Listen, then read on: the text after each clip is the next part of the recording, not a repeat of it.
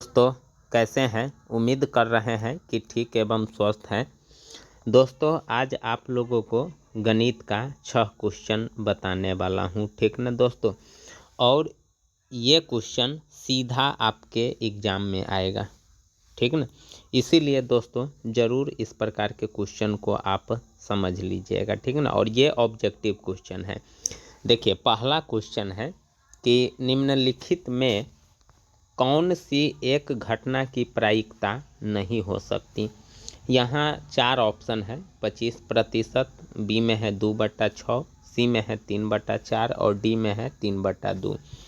इसमें से कौन सा ऑब्जेक्टिव सही होगा। तो किसी घटना की जो प्रायिकता होती है वह 0 से बड़ा होता है और 1 से छोटा होता है, ठीक ना दोस्तों। क्या होता है, 0 से बड़ा होता है और 1 से छोटा होता है।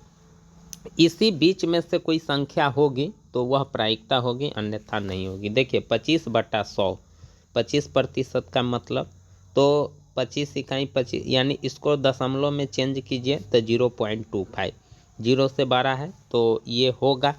2/6 को भी अगर आप चेंज करते हैं पॉइंट में तो 0 पॉइंट कुछ होगा नहीं। इसको भी जब आप चेंज कीजिएगा पॉइंट में 3/4 को तो ये भी 0.2 के लगभग में होगा। लेकिन जब आप इसको पॉइंट में चेंज कीजिएगा, 2 से 3 में भाग दीजिएगा तो 2 इकाई 2, 1.025, 1.5 देखने से ही बड़ा लग रहा है, क्योंकि अंश बड़ा है और हर छोटा है। यहाँ देखिए अंश जो है छोटा है, हर बड़ा है, अंश छोटा है, हर बड़ा है। और यहाँ भी देखिए तो यहाँ भी 25/100, तो यहाँ भी अंश बड़ा छोटा है और हर बड़ा है। तो दोस्तों एक ये भी चीज़ है कि अगर आप अंश को टिकाइएगा, अगर छोटा होगा, हर बड़ा होगा, तो इसका मतलब है कि वो प्रायिकता नहीं होगा। लेकिन नहीं दोस्तों, प्रायिकता होगा, लेकिन जब अंश बड़ा हो और हर छोटा हो तो वो प्रायिकता नहीं हो सकता है। तो इस प्रकार से आप क्वेश्चन को समझ लीजिएगा, ठीक है दोस्तों। चलिए अगला क्वेश्चन देखिए कि प्रायिकता का न्यूनतम मान होता है। न्यूनतम का मतलब सबसे छोट, तो सबसे छोट 0 हो सकता है, ठीक ना दोस्तों। 0 से छोटा नहीं हो सकता। तो यहाँ सीधा आपका जो ऑब्जेक्टिव यानी ऑप्शन जो होगा वह ए हो जाएगा, 0 होगा। उसके बाद देखिए एक पासे को फेंका गया एक विषम संख्या आने की प्रायिकता। जब आप एक पासे को फेंकिएगा तो 1 2 3 4 5 6 इस प्रकार का आएगा। तो इसमें विषम संख्या कौन कौन है, तो 1 है, 3 है, 5 है, यानी 3 गो विषम संख्या है, ठीक है। तो परिणाम जो होगा वह 3 हो जाएगा, क्योंकि 3 गो विषम संख्या है तो परिणाम। और घटना आपका 6 गो हो जाएगा। घटना क्या हो जाएगा दोस्तों, 6 गो हो जाएगा। तो प्रायिकता होता है परिणामों की संख्या बटे घटनों की संख्या। तो 3 इकाई 3, 3 दूना 6, यानी 1/2 आंसर होगा, ठीक है। अब आप देखिए कि कौन है 1/2, तो ये सी ऑप्शन आपका सही हो जाएगा। उसके बाद देखिए यदि एक मैच जीतने की प्रायिकता 0.7 है तो हारने की प्रायिकता, यानी जीतने की प्रायिकता है और हारने की प्रायिकता आपसे पूछ रहा है, तो सीधा आप एक में से घटा दीजिएगा 0.7 को, जो जीतने की प्रायिकता है। तो घटाइएगा तो क्या हो जाएगा, 10 में से 7 जाएगा तो 3, और ये 0 0 कट जाएगा, यानी 0.3 होगा। लेकिन यहाँ देखिए कि 0.3 न दे करके ये दशमलव यानी भिन्न में दिया हुआ है। तो 0.3 को भी आप भिन्न में बदलिएगा तो दशमलव के बाद एगो अंक है तो एगो 0, यानी 3/10 हो जाएगा। तब आप खोजिए इसमें से कौन सा ऑप्शन सही होगा, 3/10। तो देखिए ये जो आप सी देख रहे हैं यही आपका ऑप्शन 3/10 है, नहीं, सी ऑप्शन सही होगा। उसके बाद दोस्तों देखिए यहाँ देखिए अच्छी तरह से फेंटी गई ताश की गड्डी में से यादृच्छा एक पत्ता निकाला जाता है, काला रंग का बादशाह। तो दोस्तों काला रंग का जो बादशाह होता है वह 2 गो होता है एगो गड्डी में। काला रंग यहाँ चीरी का एगो हो जाएगा और एगो स्याही का हो जाएगा, दोनों काला होता है। तो यहाँ कैगो बादशाह हो जाएगा, 2 गो हो जाएगा, ठीक है।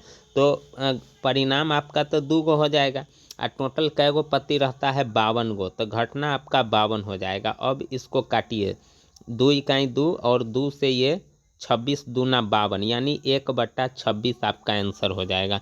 कौन सा ऑप्शन सही होगा दोस्तों? यहाँ देखिए सी जो आप देख रहे हैं यही ऑप्शन 1/26 होगा। उसके बाद देखिए के किस मान के लिए इतना तथा इतना संपाती रेखाओं को प्रदर्शित करती है। के का मान निकालना है। 2 समीकरण दिया हुआ है तो A1 आपको ढूंढ लेना पड़ेगा। A1 1 यानी यक्स का जो गुणांक है और B1 आपका कितना हो जाएगा? 2 हो जाएगा y का जो गुणांक है, और C1 आपका 3 हो जाएगा। ठीक ना। अब यहाँ देखिए यहाँ भी A2 आपका कितना हो जाएगा? 3, और B2 कितना हो जाएगा? k हो जाएगा। ठीक है, y का गुणांक यहाँ k है, और C2 आपका कितना हो जाएगा? 9 हो जाएगा। दोस्तों यहाँ संपाती कह रहा है, तो संपाती क्या होता है? तो संपाती जो होता है ना वह तीनों बराबर होता है। A1/A2 बराबर B1/B2 बराबर C1/C2। अगर तीनों बराबर होगा तो वह संपाती होगा। अब आप इसको फार्मूला पर लगाइए। ठीक ना, इसको कहाँ लगाइएगा? फार्मूला पर लगाइएगा। तो देखिए मैं इसको अब काटता हूँ यहाँ से। देखिए अब जब फार्मूला पर लगाइएगा तो यहाँ देखिए A1/A2 तो 1/3 बराबर 2/k हो जाएगा।